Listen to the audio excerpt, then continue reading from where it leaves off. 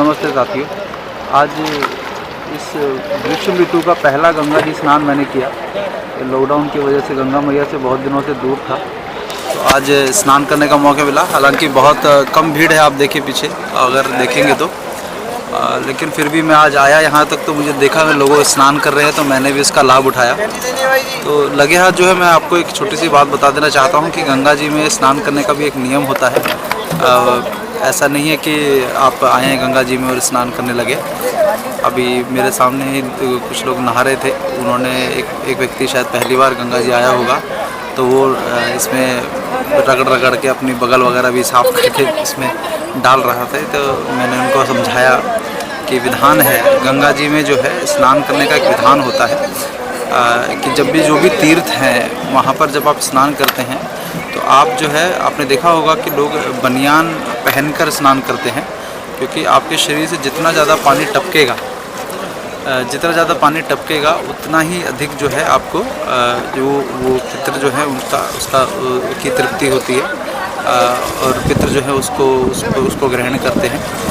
और एक और विधान है कि यदि आप जो गीता प्रेस गोरखपुर वाली जो अगर गंगा अंक को पढ़ेंगे आप, उसमें भी आपको ये दिखेगा कि गंगा जी में जब आप स्नान करते हैं तो आपको हमेशा ये ध्यान रखना है, एक तो कि गंगा जी की दिशा में आपको खड़ा होना, जिस दिशा से गंगा जी आ रही है उस दिशा की तरफ। तो गंगा जी की जिस दिशा से आ रही है उसकी तरफ पीठ नहीं करनी है, एक तो। दूसरा, जब आप जाते हैं तो आपको जैसे हम कहते हैं ना, एक शब्द प्रयोग करते हैं कि चलो भाई डुबकी लगाने चले, तो गंगा जी में डुबकी लगाने चले, ये जब कहा जाता है इसका वास्तविक अर्थ ये होता है कि आपको वास्तविक में डुबकी ही लगानी है। डुबकी का अर्थ होता है मूसल की तरह, जैसे मूसल होता है उसको ऐसे पानी में डालें और बाहर निकालें, ऐसे ही आपको अपने शरीर को मूसल की तरह पानी में डाल के और बाहर निकालना होता है। तो ये इसमें कभी भी आपको अपने शरीर को रगड़ना, जो कहते हैं जैसे आप घर पे नहाते हो बाथरूम में, वैसे नहीं नहाया जाता। इसमें आपका घर वो जो स्नान होता है वो घर पे किया जाता है, रगड़ रगड़ के जो आप करते हो। लेकिन जब आप किसी तीर्थ में या गंगा जी जैसे पवित्र नदी में आते हैं तो वहाँ पर एक बात का ध्यान रखना होता है कि ना तो आपको साबुन, तेल या कुछ भी ऐसा ये थूकना या वगैरह ये सब उसमें मनाही होती है उसकी। तो आपको ये ध्यान रखना है कि आपको एक तो साबुन तेल वगैरह नहीं प्रयोग करना है, दूसरा मसल के नहीं नहाना है। आप खड़े रहिए, जितने भी देर खड़े रहना है, लेकिन उसके अंदर जो है आपको मसलना या कुछ भी अपने शरीर को पहुँचना ऐसा करके नहाना नहीं करना है। आपको केवल जाना है और गंगा जी में से डुबकी लगानी और बाहर आना है, डुबकी लगाना बाहर आना है, 5 बार 10 बार जितनी बार करना है आप करिए, और उसके बाद बाहर आ जाइए। और अंदर खड़े होकर आपको जो भी पितृदेवो भव है, मातृदेवो भव है, जो भी आपको कहना है, जल अर्पण करना है, वो भी आप करिए, खुद भी कर सकते हैं वो, और जब भी समय लगे। तो यही मैं बताना चाहता था। मैं अभी जा रहा हूँ वापस घर पे। तो बड़ी बात यह है कि हमारे पूर्वजों ने हर चीज़ का एक बड़ा सात्विकता से विधान बनाया, और वहीं ये जो राफ्टिंग जैसी प्रक्रिया जो मैं हर साल करा करता था पहले, जब से मुझे यह बात पता चली है, मेरा राफ्टिंग करने का बहुत अब मन नहीं करता है। पता नहीं, अंदर से ही एक विरक्ति सी हो गई मुझे। नहीं तो राफ्टिंग एक ऐसा अनुभव था जिससे मैं हर बार जो है महसूस, और ऐसा अनुभव था जो मैं हर साल करता था, लेकिन अब वो खुद ही मन मेरा नहीं करता है। तो जो मुझे ये लगता है कि हर चीज़ को इतनी सात्विकता से करने का जो व्यवस्था थी पूरी की पूरी, वो हमारे पूर्वजों ने ऐसे व्यवस्था बनाई थी कि जिसमें किसी भी प्रकार का कोई तामसिक भाव आपके अंदर ना आए। यहाँ तक कि स्नान करने का भी एक तरीका था, डिसिप्लिन था, एक अनुशासन था।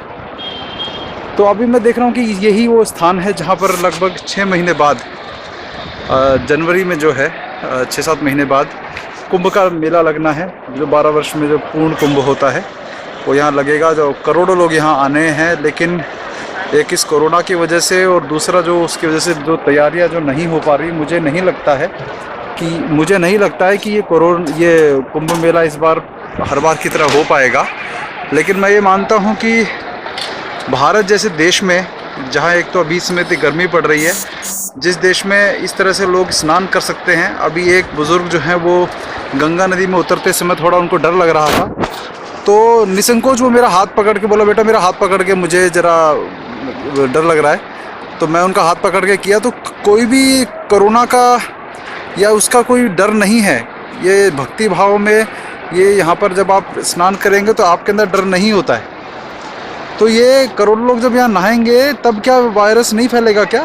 तो अब हमारे देश में हज़ारों लाखों सालों से इतने कुंभ से होते आए हैं, स्नान होते आए हैं हरिद्वार में, कोई महामारी नहीं फैलती। तो मैं ये मानता है कि ये पूरी दुनिया भले ही से प्रभावित हो जाए, लेकिन भारत जैसा देश, जो मैंने बहुत पहले भी कहा था कि इस महामारी से यहाँ सबसे अधिक कम जो है वो लोग यहाँ भारत में ही प्रभावित होने वाले हैं। लेकिन इसका श्रेय लेने के लिए जो ये सरकारें जो हैं कि ये हमारी वजह से हुआ है, ये वैसे भी होना ही था, इतना ही कम प्रभाव होना था भारत में। लेकिन अब उनको अच्छे से पता है कि मई के महीने में गर्मी बहुत होती है तो कोई भी वायरस नहीं टिक सकता, तो इसलिए सब कुछ खोला जा रहा है धीरे धीरे। लेकिन अब एक मानस जिसको कहते हैं द न्यू नॉर्मल, तो द न्यू नॉर्मल के नाम से जो पहले मान लीजिए पहले पॉइंट ए पे था हमारा कोरोना लॉकडाउन से पहले, तो अब ये पॉइंट सी पे पहुंच गया है। अब वापस जब आप नॉर्मल करेंगे सब कुछ, तो वो पॉइंट ए पे नहीं आएंगे, आप पॉइंट बी पे होगा, तो पॉइंट बी आपका न्यू नॉर्मल होगा। अब नॉर्मल लाइफ आपकी जो पहले की जैसी रहेगी, आप सब कुछ कर पाएंगे थोड़ी देर में, देखिएगा आप सब कुछ खरीदारी भी कर पाएंगे, सब कुछ कर पाएंगे। लेकिन एक और थोड़ी सी गुलामी वाली और थोड़ी सी बंधन जो है वो आपके मानस में आ चुका होगा, लोगों से आपकी दूरी हो चुकी होगी, मानसिक रूप से भी दूरी है, शारीरिक रूप से भी दूरी है।